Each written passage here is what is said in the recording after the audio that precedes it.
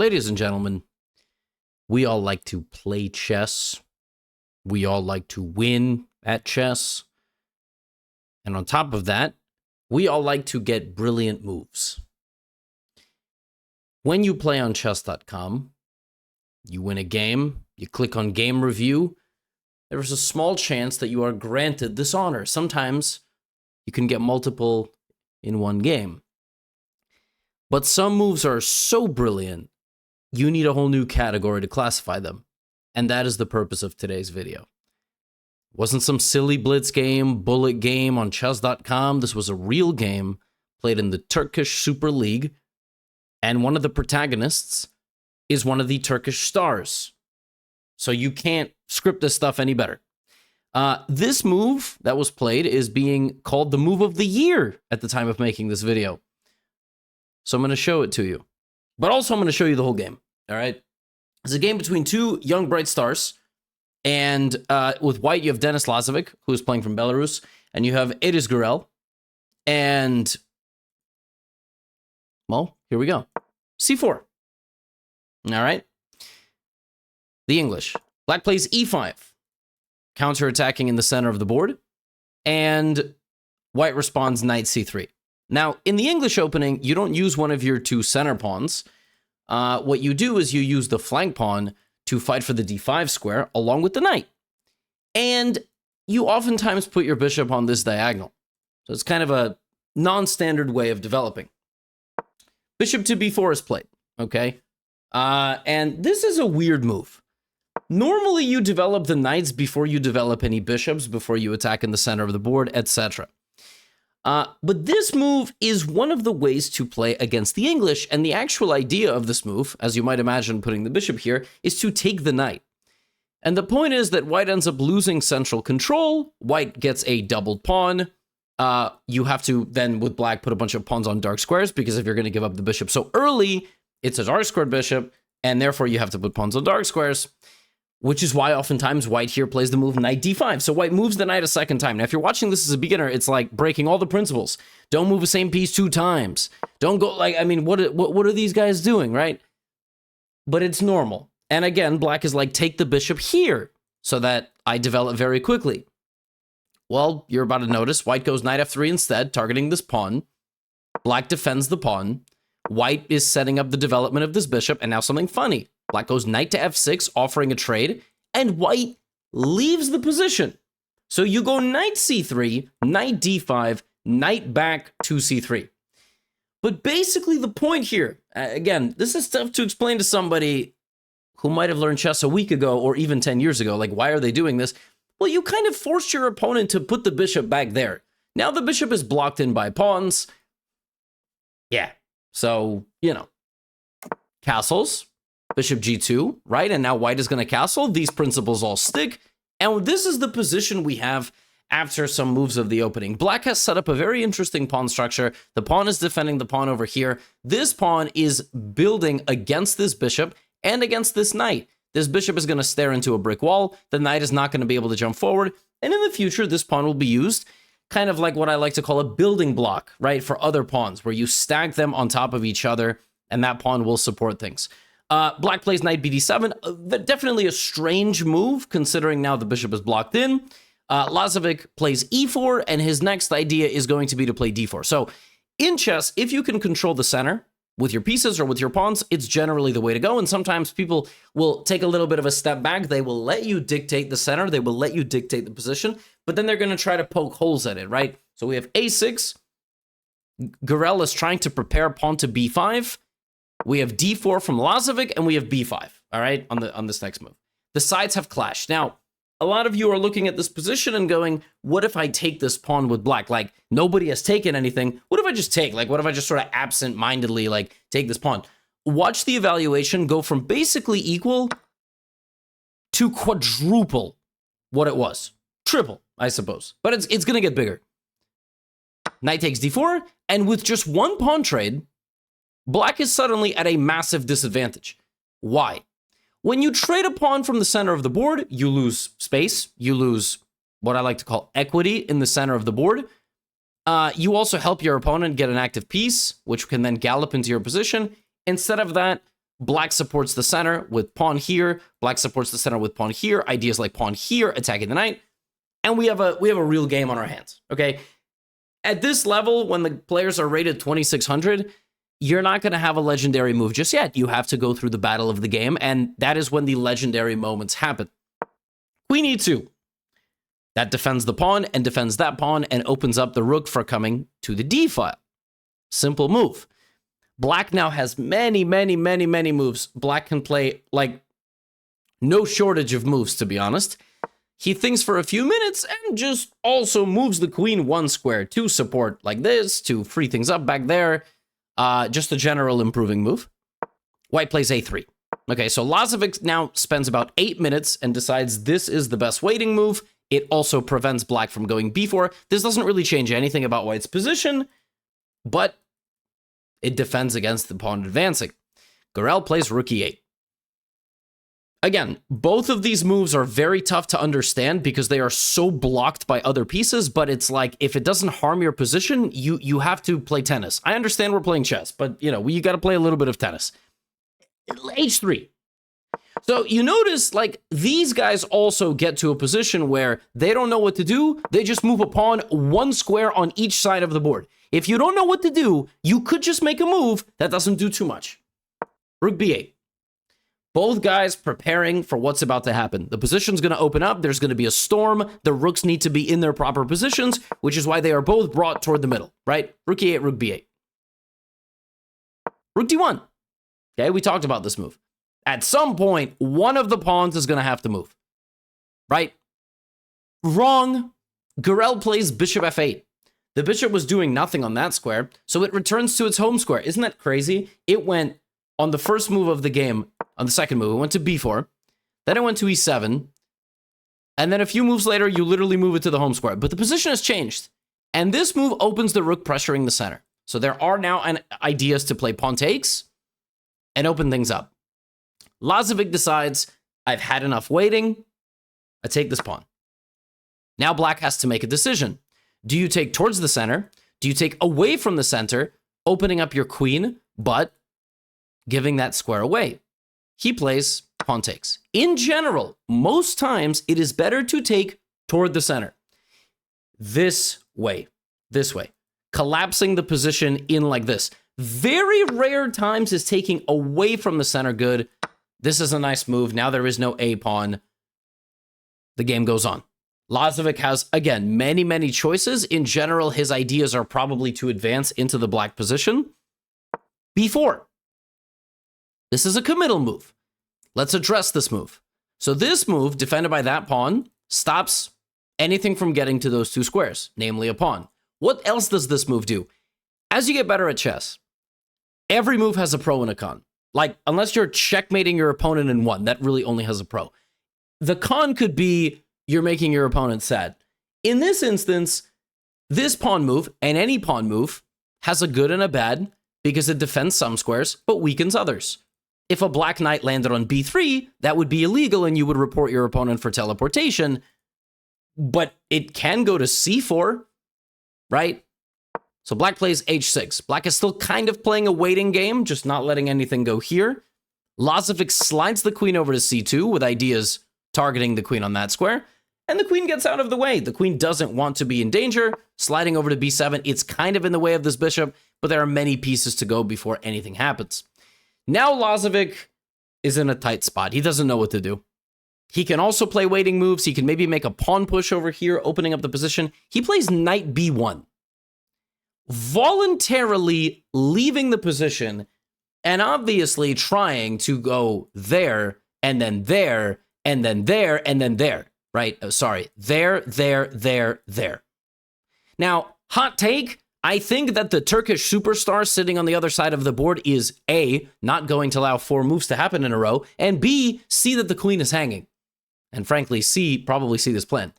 But because you left the position, now the second that you take a step back, which happens in chess, black takes a step forward. All right? Knight takes d4, and now knight to e5. See that square? See that move Lazovic made? Knight wanted to go to c4. I told you about a knight arriving on the c4 square. Look at what he did. He took in the middle. What did that do? That removed the defense of this square, and immediately the knight goes to e5, and on the very next move, first he has to defend his position. It's going to go to c4. So the knight made it there, and then there. The bishop got active, defending both of these pawns. It's a very tense game. Now look at the time. It's a very important element to this game. White has 12 minutes. It doesn't count down to 0. Every time he makes a move, he gains 30 seconds. But black has 34 minutes. That's a lot of time. And the position's getting very spicy. Because you look at this position, and immediately the first thing you think is, should I take and open my rook? Should I push my pawn so it's defended by my queen? Do I have moves like e5 opening this? Should I just play kind of an improving move? Put my king over here, get off of this diagonal. Lazovic takes, which is the best move. And now this is the position. With this being a weak pawn, it's not defended by any other pawn. It's only defended by black's pieces. You have ideas like this with a direct attack on the queen. The only reason that move is not just winning immediately because it attacks a knight and a queen is because black can go here, blocking your attack and actually activating the knight quite substantially. So Lazovic here plays knight c3. Remember that move? Knight b1, knight b1. Well, the knight is back. It's eyeing this. It's going here. The positions, it's heating up. We're getting into the middle game now. Your heart is beating a little bit faster because the position is quite sharp. The other idea of this move is e5. I just told you, you would go there. You can't do that anymore. White is threatening to win the game. In a shocking turn of events, like I said, Gurel sees that, moves the queen out of the way of the bishop, and pins the knight to the queen. Now, it is protected. So I look at this position. The first thing I want to do, put the king snuggling with the pawns and the bishop. Put him to bed, get him out of the way of the knight. That is exactly what Lazovic does. Now, literally every move here for black is fine. You can move the rook, you can move this rook, you can play g6 control, you can try to create a little bit of an attack on the king. It's all in your hands. You kind of get to decide what you want to do. He plays rook c8. Great move. You no longer need to defend this pawn. You defend your knight, but really more importantly, look at these three juicy pieces. Anytime you move your knight on c4 now, that rook on c8 will say peekaboo. It's going to be really uncomfortable. So what does white do? Can white go rook d3, rook a2, queen d3? What do you do here with white? Okay, Lazovic just very gently moves the queen forward. And now this next move is going to be quite a headache. h5. This is the sign of a very controlled player. If I sat down 100 people in this position, I said, make a move with black, none of them would go h5. Statistically, maybe one would just know that they're part of a social experiment and know they have to name a ridiculous move, but nobody can just predict that h5 is the best move. What does this move even do? Oh, well, it's obviously trying to go h4. He wants to soften up the pawn structure of the king over here, right? No, not at all. g6, what? Why not h4? Turns out that's just a free pawn, and that's completely, there's no attack. Not only is there no attack, there might be an attack back at you. So the idea of h5 is just to create a light squared pawn structure. And maybe bring the bishop out over here. Yes, that bishop that went there, then there, then there. You use the bishop like a freaking yo-yo. Boink, right? And now the bishop is going to be coming out over here, and you are defending key squares of the position. Bishop f3. Lazovic is down to 8 minutes. He's definitely feeling uncomfortable here. Bishop goes to g7. Now we have a target acquired in the middle of the board. This is a target, but it's actually a fascinating position because if you let the computer think here, it thinks the position is completely equal. Literally 0.00. What that means is unstoppable force meets an immovable object. The computer thinks both sides are at a point of mutually assured destruction. White cannot do anything aggressive because then white is going to take too much risk and have a losing position. Black can't take any risk because it's impossible. White dominates the space. When you dominate the space of the board, like I told you in the beginning of this video, you kind of dictate like at what point you want to make a breakthrough and where. Well, Lazovic is unsatisfied, so he goes rook g2. And on the very next move, he could just repeat. In fact, the computer says the best continuation is here, here, here, here, here, here, here, queen back, rook here. Like, the computer doesn't want to make a move. The computer actually gets to this position and is like, all right, boys, shuffle the pieces there and there. There's nothing. Nobody can do anything. Yeah, Lazovic's unsatisfied, so he goes g4. This is aggressive. This means somebody will now win and lose this game. He's going for glory. People want to make it into a GothamChess YouTube video. Grandmaster, world champion, all that stuff is great. Being featured multiple times in a GothamChess YouTube video, that's priceless, okay? We want to go GH. We want to rip open the position. Gurel plays pawn takes G4, pawn takes G4, and very calm move rook C8. And at this point with white, you realize, hey, I kind of want to take my 2 pawns back over here. I just want to stay safe because there is very strong counterplay coming down here. And if you move the rook away, yeah, you should have defended your pawn. Now you just lose this pawn. So rook C8 is played, knight E2, and with 5 minutes to 25, I'm just not sure it was the most responsible decision. But black is only slightly better. He plays queen A7. He's playing a lights out game, by the way. Targeting the knight, good control overall, all things happening over here. G5. Okay, the knight is under attack. Knight goes back. I mean, it looks like Lazovic is making good progress, right? Lazovic is making good progress. King. Yo. Oh my goodness. King to G3. This dude just moved his king forward. The king's not going to go walk and strangle the king with his bare hands. No, no, no. The king is trying to hide and bring in the forces down the H file. Look at this. This is creative attacking chess. This is the stuff that makes legendary performances happen. All right? King G3. Knight F8. Gurel thinks for a little while. All of this is controlled by the bishop, by the knight, by the king. But here come the rooks. Now, how is he going to break through? White has good defense in the center and very good attacking chances. And F5, F6, like you have the whole thing ready. Plays knight E6, very clutch move. Targeting the pawns in front of the king, but also trying to target the knight, and then maybe even trade everything off in the middle of the board. The best move here for white is to take the knight. You don't want the knight to take the knight. Lazovic plays this move. Bishop takes. And now rook H1. Denis Lazovic has built up a winning attack. He is winning. Then why is the evaluation in black's favor? There is a saying. If a tree falls in the forest and nobody is there to hear it, doesn't make a sound. You guys can debate that in the comment section. If a tree falls in the Turkish Super League and Gurel is there to see it, did it make a sound? And the answer is yes. Does he know that it's minus 1.2? No. Does he feel like he has something in this position? Yes. White is winning because, let's say black, let's just say, I'm going to show you why white is winning. Let's say black just makes a random move. The idea is rook here. It's not checkmate. And then the idea is to sacrifice the rook. That's really the idea. And then white's attack is overwhelming. Black's pieces don't do anything at all. And so as you chop the whole thing down and the bishop goes back, F6, here, mate. That is the idea. In a nutshell, the idea is infiltrate and bulldoze. So Edis Gurel plays knight to E5. The point of this move is a double attack on the queen and the bishop. You hit the pause button on the white attack. But if you just look at that move, what? I mean, you take. Right. It's not about bishop taking with a check. If you do that, I just go here and I totally save myself. The idea of knight to E5 was that after the pawn took it, black can sacrifice. I mean, it wouldn't be a Gotham video without it, right? Black can sacrifice. The rook! Rook takes C1. Deflecting one of the attacking pieces away. And after rook C1, then you take. There is no bishop to block because the rook is not a bishop. Shocking turn of events. King to G2, rook C1, knight C1, bishop H2, king H2, queen F2, forcing the king back, queen H4 check, king goes here, queen G5 is a double attack on the king and the knight, and you win!